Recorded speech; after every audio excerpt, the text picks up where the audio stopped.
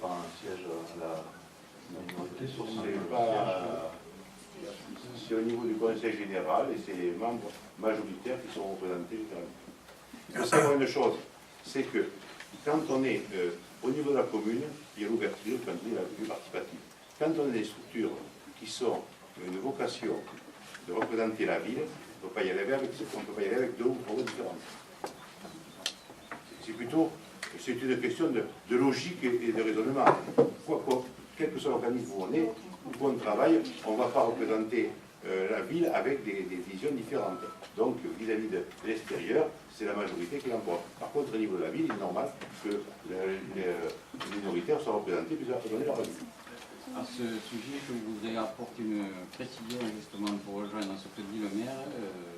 Ça s'est passé déjà pour le SMEA et il y avait un représentant minoritaire qui, chaque fois, était contre les projets municipaux et les réunions traînaient en longueur et on n'aboutissait jamais. Bon, qui est contre? Juste pour compléter ces interventions, vous avez cette vision de l'organisation, elle se défend.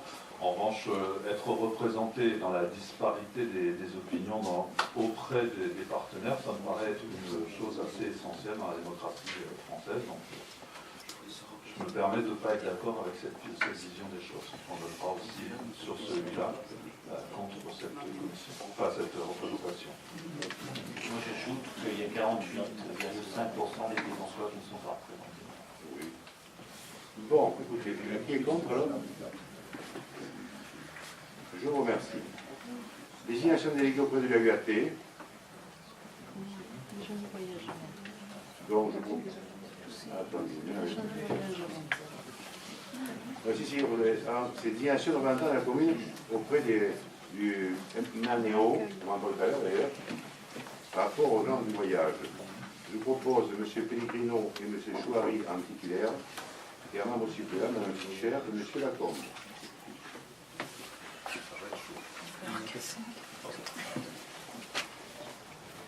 Nous passons au vote. Qui est contre? Je vous remercie. Désignation des délégués auprès de la UAT. Je vous propose que ce soit vous qui représentez la commune de la UAT. Vous êtes contre aussi? Contre également. Pour les délégués au niveau du syndicat du Touche, je propose deux titulaires, M. Comas et M. Escolaoui, puisqu'il n'y a pas de suppléant. Vous êtes contre aussi, je trouve? C'est SIH.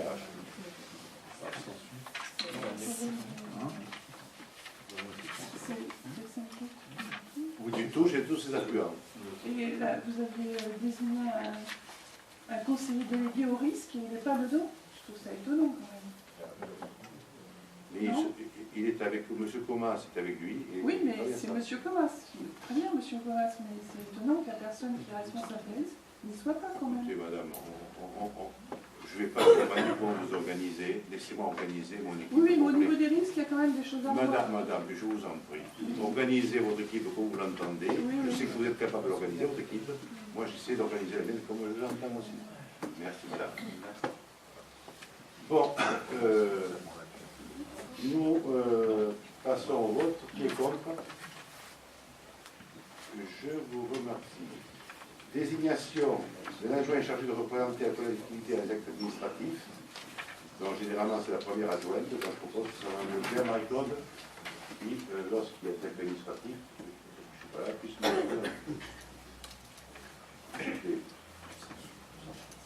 Qui est contre? Abstention. Alors, désignation des titulaires des licences d'entrepreneurs des spectacles. Je sais que nous avons deux personnes déjà qui a validé. Qu'est-ce que vous allez choisir? Je suis en tête, M. Martin, donc, qui est déjà. Il faudra juste faire valider ton. Alors, je l'avais effectivement précédent lors d'un avant-dernier mandat dans une autre commune. Donc, effectivement, je crois qu'avec Isabelle, voilà. Donc, on prendra en charge les licences d'entrepreneurs de spectacle. Très bien. Y a-t-il Une objection? Abstention. Désignation de représentants dans la liste CCP, tout ça on a vu. CHS on a vu. Et c'est tout là, on a fini. Alors pour tout ce qui est commission, on l'a vu. Nous allons aborder maintenant l'indemnité du maire, des adjoints et des conseillers. Excusez-moi, monsieur le maire. Est-ce que je peux faire une petite remarque d'ordre général sur la désignation des représentants et des délégués dans les commissions? Deux remarques principales. Donc, je ne reviendrai pas sur l'aspect démocratique qu'on a abordé jusqu'à présent. Je voudrais juste faire remarquer que le conseil municipal est constitué de moitié d'hommes et moitié de femmes. En revanche, les commissions telles que vous les avez composées ne respectent pas cette parité. C'était une remarque que je voulais faire. Et la deuxième remarque que je voulais faire aussi par rapport aux commissions, on aurait aimé être représenté ou que la société civile soit représentée dans certaines commissions. On l'a fait remarquer à certains moments sur les commissions pour ce qui nous concerne. Je voulais aussi ajouter le fait que certains soient représentés de la société civile et pas forcément uniquement de votre propre décision, de la décision des citoyens eux-mêmes. Voilà, Simplement, comme réponse, je peux vous apporter, c'est que ce n'est pas moi qui ai choisi les membres des commissions dans le cadre des commissions municipales, c'est les personnes qui sont portées volontaires ou pas. Je ne vais pas forcer quelqu'un à aller à une commission et je ne veux pas forcer non plus quelqu'un qui voulait y aller à ne pas y aller. Donc, ce n'est pas le maire qui avait dit c'est toi, c'est pas toi. C'est un acte volontaire des candidats qui sont portés, les candidats ou pas, dans les commissions. Je vous dirais même mieux, si j'avais été très très politique, il y aurait eu des commissions simplement avec 4 membres, et à ce moment il y avait qu'un délégué par commission, minoritaire. Donc les commissions ont été ouvertes et les nombres de délégués et fonctionnent le nombre de candidats que vous ayez nommés. Quant à, je ne répéterai pas 50 fois, mais comme je vous l'ai dit, c'est que autant la gestion de la commune, au sens de la vie de ma commune, qui est normale et même très conseillé, et même je suis favorable à ce que non seulement les minoritaires soient représentés, je l'ai même dit, ils seront ouverts même demain, sous autre forme, à des gens extérieurs qui ont des compétences, des expertises, que ce soit dans le domaine financier, que ce soit dans le domaine aménagement du territoire, ou dans d'autres domaines, même au niveau transport peut-être.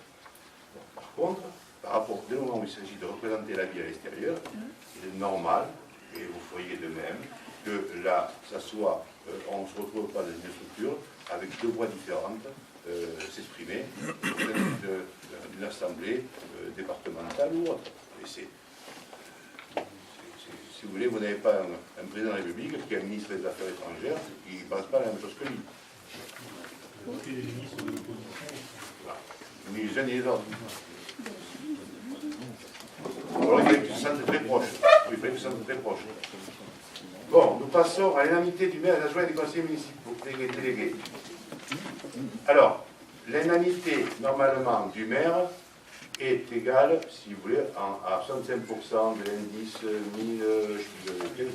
2015, c'est-à-dire c'est 2470,96 € brut. Je propose que le maire de Plaisance soit à 1250 € brut, c'est-à-dire à peu près 1000 € net. Je propose que les conseillers, les adjoints, qui pourraient être à 1045,41 € brut, soient à 782,49 € brut. Il faudra à peu près 700 €. Ensuite, il y aura 5 conseillers délégués, ceux qui sont auprès du maire, et une conseillère déléguée qui, par rapport à la charge de travail au départ, il y a dans son domaine, qui soit à 268 € net, c'est-à-dire 239,75 € brut, excusez-moi, 268 € brut, il fera 239,75 € 44,08 net, et les autres, et que les conseillers majoritaires soient après à 167,68 € brut, soit 150,007 net. Ce qui représente un taux d'indemnité à 32,88 correspondant à l'indice brut terminal à l'échelle initiale publique, soit actuellement 1015. Au 9 juin, une indemnité égale à 20,58,70. 5 conseillers délégués, une indemnité à 7,05. Et 10 conseillers délégués, une indemnité de 4,41 de l'indice précité. Donc une question concernant ces indemnités. Pour votre part, donc, on observe que vous n'allez pas jusqu'au plafond qui vous est autorisé. Moitié. Vous êtes à, normalement, vous êtes à 65%. Le maire peut prétendre à 65% du montant du traitement de l'indice 10-15. Et je veux mettre 32,88. Pardon? Et je veux mettre 32,88. Vous êtes à 32,88%. Je veux mettre 32,88. 32,88%. D'accord. Bah, écoutez, la moitié, 1470 et 1150, c'est...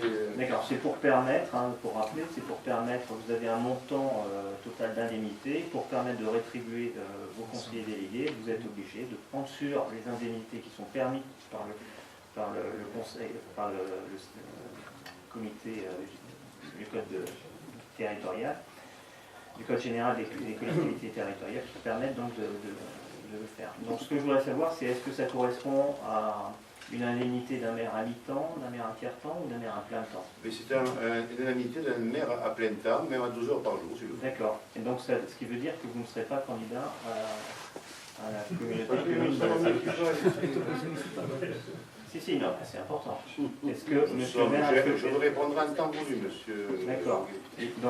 Donc j'imagine que vous êtes donc candidat à la présidence de la communauté de communes. Et donc, deuxième question, est-ce que vous, puisque vous cumulez, est-ce que vous avez aussi l'intention de cumuler les indemnités? C'est important. Enfin, c'est important de savoir. Je crois que vous êtes engagé dans la démocratie participative. Bon, on a vu le résultat aujourd'hui. Et pour rétablir le lien avec aussi les élus, enfin la population, il est aussi nécessaire d'être transparent. Nous serons. Donc on veut savoir, ce qu'on vous demande, monsieur le maire, c'est de faire état de toutes les indemnités que vous avez, à savoir l'indemnité que vous aurez au niveau de la CCST et également l'indemnité que vous aurez si vous êtes candidat, et je ne sais pas si vous l'êtes, au niveau du SITPRT. Serez-vous candidat au niveau du SITPRT? Écoutez, monsieur Leguet, nous sommes en conseil municipal ce soir, et excusez-moi, vous n'avez pas les personnes, c'est également ouvert au niveau du conseil municipal, les personnes qui veulent venir au niveau de la structure de Oui, mais ça influe. Mais ça influe quoi? Ça influe rien du tout. Je prends 1000 euros au niveau. Un élu peut prendre, vous l'avez bien vu, c'est à 8000 et quelques euros. Oui, aujourd'hui, un élu peut avoir jusqu'à 8000 et quelques euros d'indemnité. Je commence avec 1000 euros, vous voyez, j'en suis loin quand même.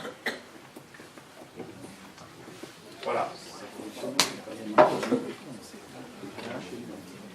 Excusez-moi, moi je voudrais juste souligner votre preuve d'altruisme que vous faites sur votre équipe. Merci. Donc nous passons au vote des indemnités. Qui est contre? Je ne prends pas assez, si vous voulez dire. Qui s'abstient? Non, mais on se proposait éventuellement de faire une cagnotte et Faites de compléter votre indemnité. Ça, c'est bien. Qui s'abstient? Je vous remercie.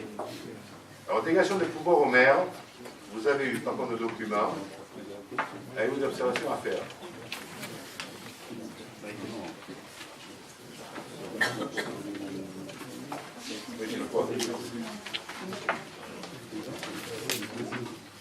C'est le code que nous appliquons. Monsieur le maire, nous pensons que ce serait bien que la délégation soit réduite à 6 mois, pour une durée de 6 mois. Qu'est-ce que vous en pensez? En fait, plus précisément, l'idée qu'on essaye de soumettre, c'est qu'on vote un certain nombre de ces délégations. Nous estimons qu'il y a trop de délégations, mais bon, il y a un certain nombre de décisions qui ne reviendront pas devant l'Assemblée avec ces délégations. Donc l'idée, c'était de dire, au bout de 6 mois, on redébat de ces délégations, on repropose les propositions qu'on vous faisait. Voilà. On veut être constructif, on vous fait des propositions. Vous vous savez pertinemment que c'est comme si vous disiez vous avez travaillé dans une entreprise et puis les mairies, c'est une entreprise. Parce que quand je parlais d'un temps complet, c'est une entreprise. Il faut gérer une entreprise. Par contre, vous devez reconnaître quand même que les décisions, quand elles ont été prises, même au niveau des prêts, etc., si j'avais l'autorisation de le faire, je ne le prenais pas, on le prenait, les décisions ici en conseil municipal.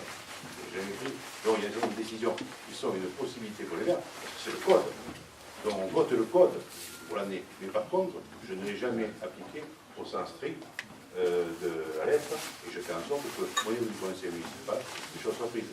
Et quand on voit par exemple tout ce qui concerne les arrêtés, enfin pas les arrêtés, les décisions au départ, généralement, ce sont les délégations qui prennent une décision. Bon, c'est pas moi, vous comprenez bien qui va prendre la décision d'aller chercher l'arrangeur, ou le musicien, ou l'orchestre, et c'est la délégation qui prend ces décisions-là. Non mais c'est juste, monsieur le maire, il n'y a pas de souci. Des délégations comme par exemple de renouveler l'adhésion à une association d'enseignement, ça ne devrait même pas être marqué, ça paraît assez évident. En revanche, quand on parle d'une ligne de trésorerie d'un montant maximum de 500 000 €, c'est quand même 1 million d'euros, c'est quand même quelque chose de significatif. Donc ce qu'on disait, c'est faire le bilan tous les 6 mois, tous les ans, quelque chose comme ça. Attendez. Il faut savoir, si vous voulez, que la décision de prendre une ligne de trésorerie, si je la prenais, il faudrait que j'en fasse état au prochain conseil municipal. Vous comprenez, vous m'avez jamais vu prendre une telle décision pendant mes différents mandats, j'ai jamais pris ces décisions-là. On les prend au conseil municipal. Mais s'il y avait une décision à prendre pour quelque chose qui devrait se passer en urgence, je peux vous assurer qu'à ce moment-là, on ferait un email, c'est ce que j'ai produit, on ferait un email à tous les conseillers municipaux, si on avait une urgence, de telle manière à recueillir leur avis avant de prendre la décision. Mais une ligne de trésorerie, ça ne s'improvise pas, on n'a pas besoin de d'une ligne de trésorerie d'un seul côté. Monsieur le maire, est-ce qu'on peut rajouter dans le libellé de la délibération que vous vous engagez à rendre état des... Explication. Oui, enfin, c'est pas dans la... Ce n'est pas dans l'intitulé de la délibération. C'est une obligation de prendre. Je ne me rappelle pas lors de la précédente mandature que vous nous avez rendu compte de toutes ces décisions. Parce que je ne les prenais pas, on les prenait au conseil municipal. Et je ne les prenais pas. Donc, est-ce que nous sommes d'accord de rajouter à la délibération que monsieur le maire rendra compte de ces décisions, de ces signatures? Je ne peux pas prendre de dire je le ferai, puisque c'est une obligation que j'ai. D'accord, très bien. Mais donc, pourquoi vous ne voulez-vous pas rajouter ça? Mais c'est de fait, c'est juste une obligation, c'est tout. On ne peut pas faire autrement. Le préfet se dirait, mais est-ce qu'il est tombé sur la tête, non? Un truc comme ça. Qu'est-ce qu'il lui prend, là? Il est fatigué, il a vieilli, j'ai pas vieilli. Oui, mais je remarque juste que dans le prochain conseil communautaire, vous avez rajouté cette phrase, qui ne figure pas aujourd'hui. Nous passons au vote. Qui est contre? Qui s'abstient? Merci. Modification des statuts du MANEO, pour, d'une part, l'adhésion de la ville de commune de Saint-Gaudinois qui veut y adhérer, et suite à la dissolution du CIVOM de 20 constellations, l'adhésion à la commune de Fonsorbe, à la commune d'agglomération, donc il y a des communes qui rentrent, comme le Saint-Gaudinois, commune de commune, et d'autres, du fait de la disparition du syndicat du CIVOM, disparaissent. Est-ce qu'on est d'accord avec ces décisions? Objection, je suppose. Juste, je prends la balle au bon, excusez-moi, à propos de c'est Manéo, c'est ça, hein, on est sur la ligne. Je ne sais pas exactement, mais il me semble qu'il y avait un rapport qui devait être fait de l'activité de ce syndicat SMAGV 31 l'année dernière ou il y a 2 ans. C'était un syndicat qui l'a présenté tous les ans. Il faut le représenter cette année. Ouais. Il me semblait qu'il y avait un rapport. Enfin, bon. Oui, il y a un rapport qui a été présenté chaque année. Oui, non, mais le rapport d'activité, mais il me semble qu'il y avait un rapport qui devait être fait au bout de 3 ans. Il avait été fait en 2000. Ah, mais c'est pas nous, ça, de toute façon, c'est Mané. Non, non, mais c'était pour savoir si vous aviez eu ce rapport sur, en fait, sur la mise en place des aires d'accueil de grand passage. Ah, mais il y avait eu le rapport départemental. Oui. Bon. Et depuis, on n'a pas eu de nouvelles. Procédure de classement parmi les monuments historiques d'objets conservés à l'église Saint-Barthélemy. En particulier, il y a 3 toits un tableau figurant une procession de prêtres et une statue de Saint-Barthélemy. Il y a eu un avis favorable à la direction des archives départementales concernant le classement dans ces objets. Comme il y a un avis favorable afin de mener à bien cette procédure. Alors, il y a une petite question. Les vitraux ont été refaits là, par M. Guérin, Henri Guérin. Et est-ce qu'on peut nous dire où sont passés les anciens vitraux, où est-ce qu'ils ont été entreposés? On ne sait pas trop où est-ce qu'ils sont, ces vitraux. Pas chez moi. On ne sait pas. Mais non, mais il faudrait les retrouver pour les exposer. C'était comment de beaux vitraux? Ils ont disparu alors ou De toute façon, il y en a pas mal qui étaient cassés quand même. Cassés. Il y a changé, il y a quelques-uns qui étaient cassés. Mais j'ai plus en tête. c'est chez la Mata? Je la pointe pas, j'ai posé la question. On avait répondu. Il y a 6 heures. Bon. Donc, est-ce que vous êtes d'accord? On parle de classement de monuments historiques. Je pense que ces vitraux répondaient à cette caractéristique. Donc c'est normal que nous posions la question pour savoir ce qu'ils sont venus. On serait bien si on pouvait éventuellement procéder à une recherche. Donc là, nous parlons, est-ce qu'on accepte de classer dans ces... Retour du marché de plein vent place Bombay pour le 19 avril. Ah, le bon, on est d'accord. Retour du marché de plein vent place Bombay pour le 19 avril. Donc il convient de calculer le retour du marché de plein vent sur la place Bombay. Il y aura un petit pot sommaire, avec les gens du marché. Vous êtes également invité si vous voulez venir vers 11h30, je pense, partager un petit verre. Quel jour? Samedi 19. Donc c'est pour entériner le retour du marché place Bombay. Alors, j'ai une petite question encore. Nous aimerions savoir si les conditions de sécurité évoquées par diverses personnes, les commerçants, les conditions de sécurité requises pour l'installation des commerces ambulants sur la nouvelle place, anciennement place Bombay, sont bien assurées, en particulier au niveau du support. Et également, j'ai une question sur la porosité. Alors, pouvez-vous répondre? Le support, c'est 36 tonnes et sous. Alors, le support, on est à 16 tonnes par essieu pour un camion. Tu sais pas ce que ça veut dire? C'est énorme. Un essieu, c'est 2 roues, ils sont reliés par un essieu. Donc, voilà. La charge est donc 16 tonnes par essieu. Donc, généralement, un camion, s'il vient avec 4 roues, il a 2 essieux, il peut monter à 32 tonnes, je peux vous garantir qu'il n'y a aucun souci. Ça a été fait dans les règles de l'art. Après, le granit qu'on a mis, c'est un granit de 8 cm d'épaisseur. On l'a traité, il est traité. Et puis, comme tous les granites, ce niveau aussi, donc il n'y a aucun souci sur ça. On a mis une couche au-dessus. On a mis une couche de protection que l'on renouvellera tous les 2 ans. Et au niveau du marché, les commerçants auront pour leur camion mettre dessous leur moteur un tapis qui diront stocker d'ailleurs. Oui, effectivement, j'ai vu ça. On va essayer de leur demander. C'est ça, ils l'auront à partir de samedi. Est-ce qu'il en est de même de la couche de protection pour la rue? Bon, là, c'est des petits détails. La rue, par exemple, il y a des taches d'huile. Bon, c'est pas, on ne peut pas vous critiquer qu'il y ait des taches d'huile sur la... Mais en fait, il y a des sacrées taches d'huile parce que tout le monde s'est garé. Ça peut s'enlever, ça ou... Oui, il faut qu'on l'enlève, ça peut s'enlever. On a des produits aujourd'hui, on a des produits détergents pour l'enlever. Et ensuite, on fera le traitement aussi. Mais dans l'urgence, et aujourd'hui, dans l'urgence, on a traité la place de la libération. Bon, de toute façon, il y a beaucoup de travaux en ce moment. Il y a des on n'a pas voulu le faire, justement. C'est comme le parking à l'arrière de la bibliothèque, on n'a pas terminé, justement pour permettre aux camions de pouvoir y stationner certaines pertes de huile. Et lorsque tous ces camions partiront, on fera la dernière couche d'enrobé pour que le parking soit propre. Voilà comment on travaille. Passons au vote. Qui c'est qui est contre le fait que le marché revienne sur la plateforme bail? Qui c'est qui s'abstient? Je vous remercie.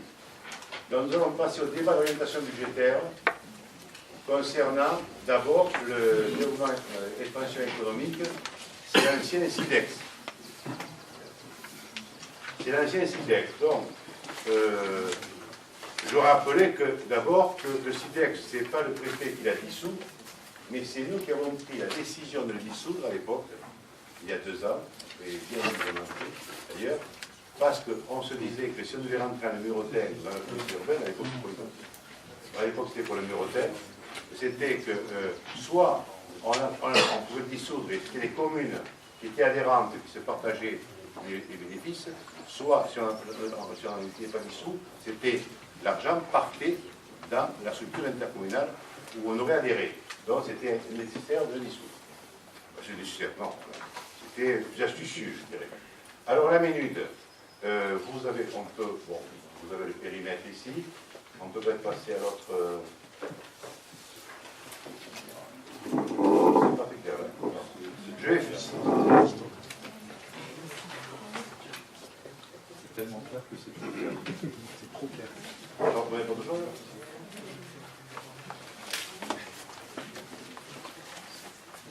Alors, il faut savoir, vous n'ayez pas les sommes, le coût d'abord.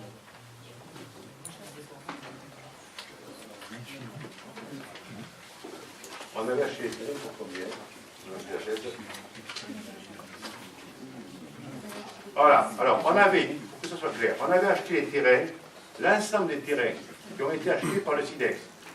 Et je précise bien, ce n'est pas par la commune. C'est le SIDEX qui était un syndicat autonome, qui a emprunté lui-même, et il n'y a jamais un centime qui a été acheté par la commune. On a acheté en tout pour 2 254 650,01